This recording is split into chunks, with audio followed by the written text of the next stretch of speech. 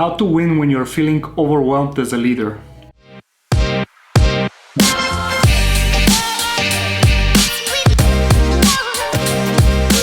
First, you have to understand this. There is no guarantee. It can happen to absolutely everyone. There is no person on this planet that is immune to getting overwhelmed. So our primal brains are giving us three types of reactions when we have too much stress in our lives. It's either flight, fight, or freeze. In our language as leaders, it's fleeing from responsibility, leaving your team behind, or fighting the team, which can hurt someone, and it can overall drastically decrease the performance. Also, freezing is not a good option because this is depleting you from your decision-making abilities. So, overwhelming is a very dangerous thing to happen because it can lead to burnout. And this is the modern disease because we have too much stress in our lives.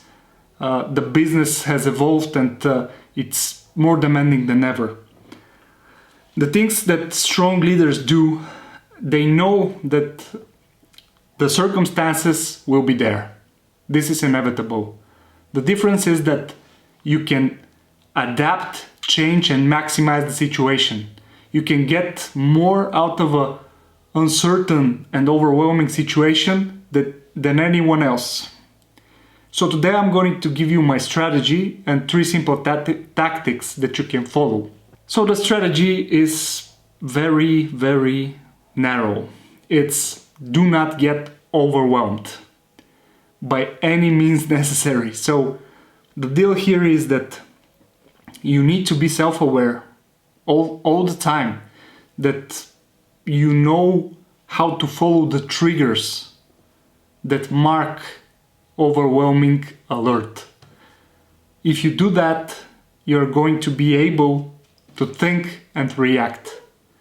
How you can do this is with first step, deep breathing. And when I say deep breathing, I mean really deep. So this is coming straight out of meditation, and it's a topic that I will cover in our future videos, but for starters, you have to know that deep breathing is bringing us to our conscious mind and is giving us the ability to think rationally.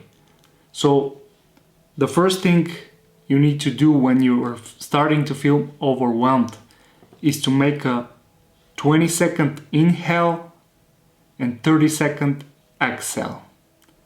I know it seems a bit much, at least for starters, but when you have the practice of doing it more often, you will find that it's not that bad. It's even less than you need when you're too stressed.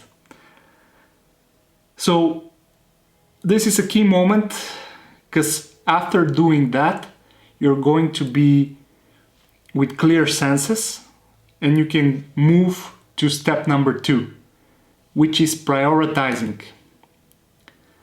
You have to make a good analytics of the situation and decide which are the 3 major things that will affect it most.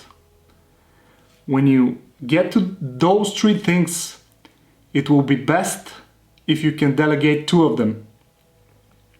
And you get the biggest, baddest rock.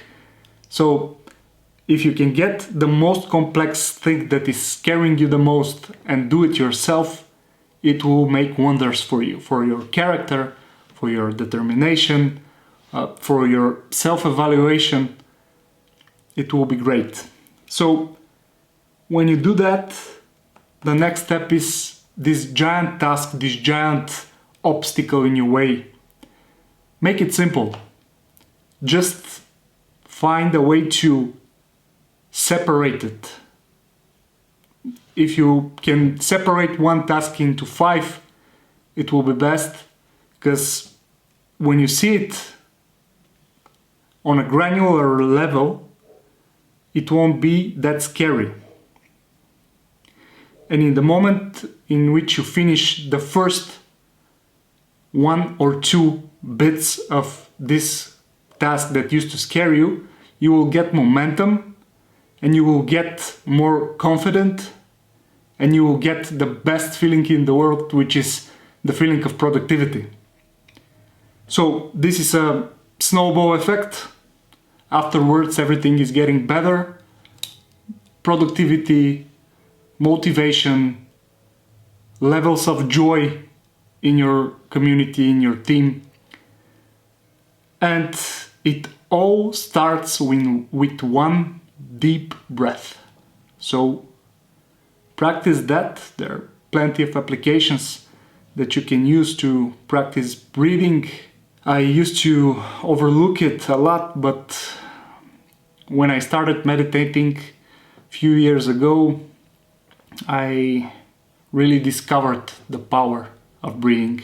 So to recap, 3 steps: deep breaths, prioritizing, then if you can do it, delegate 2 out of 3, get the biggest, baddest thing that you possibly can get out of your list and do it on small, granular tasks. That is it for today. It was a pleasure again. See you next week.